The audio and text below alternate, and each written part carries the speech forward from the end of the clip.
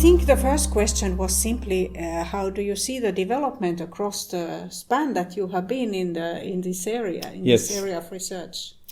So I see a great development. I started in 1983 with my first investigation into neuroscience of music by investigating the differences of auditory perception in professional music students and medical students.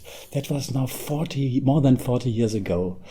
And what I see the methods we had at that time, then when we started in 1999 with this neuroscience of music series, it was already advanced, but now we have so many young people, smart brains, which have excellent methods. And what we have seen during this conference, it is just a huge progress in the field, and it's a huge progress in neuroscience generally, nicely demonstrated in neuroscience of music.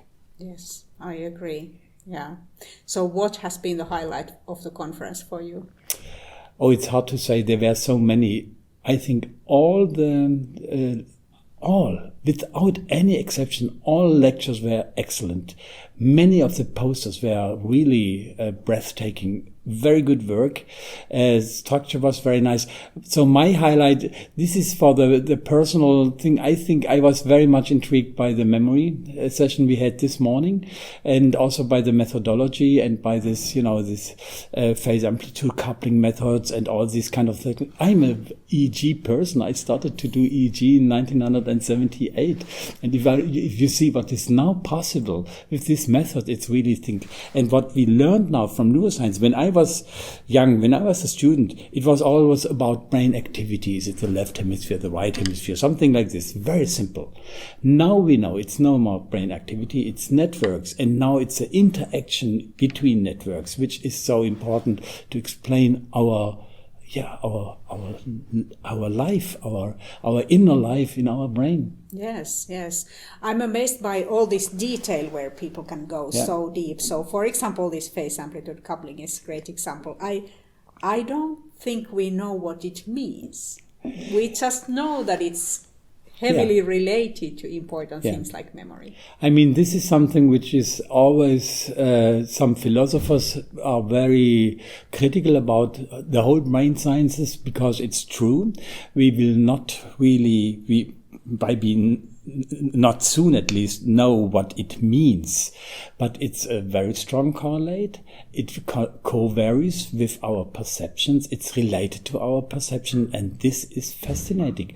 And I think it's important step to understand first that we describe the correlates, and then later we might really go into what it really means. But I mean, there is this ignorabimus sentence by Émile Dubois-Reymond in 1890, when he said, even if I knew every synapse, even if I knew every neuron in the brain, even if I knew every connection and every interaction, I would not understand why I have tears in my eyes when I listen to music from Johann Sebastian Bach.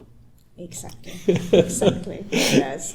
But of course, there are other methods, like more simple creatures who have less neurons. Yes. We can understand models a little bit better. Yes. And then, of course, all the way to be filled with the computational models.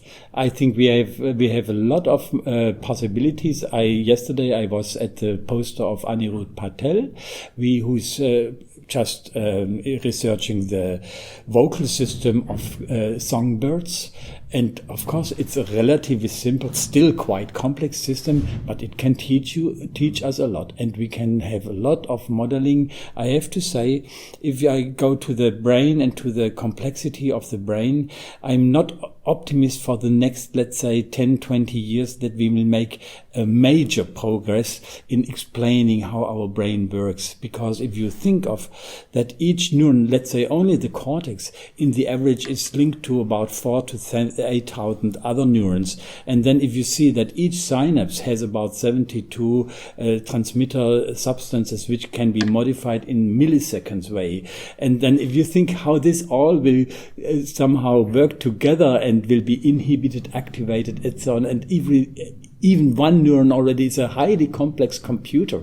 I'm not sure whether we can really deal with the 80 billion of neurons of our brain. Yes, yes, and also thinking of the history of the human brain in terms of like development from childhood, yes. learning all of those experiences, modifying the brain, and then also the development during the course of evolution. Yes, it's not random. No, it's very much related to the surroundings Absolutely. and the activities. Yes. So understanding all of that, why we have those processes in our brains and where did they come from?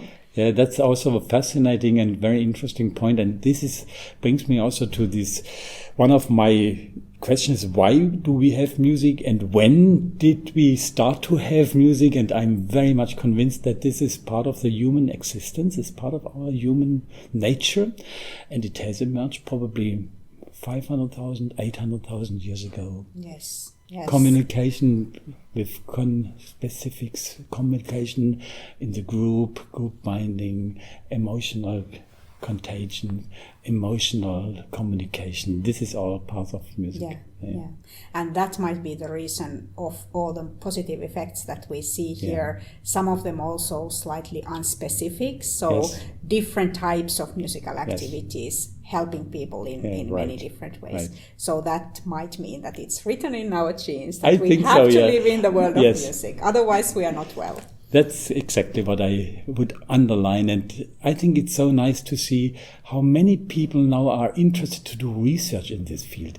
And you know, this is something, Minna, in my laboratory, we are between 10 and 20 people. It depends a little bit on funding and so on.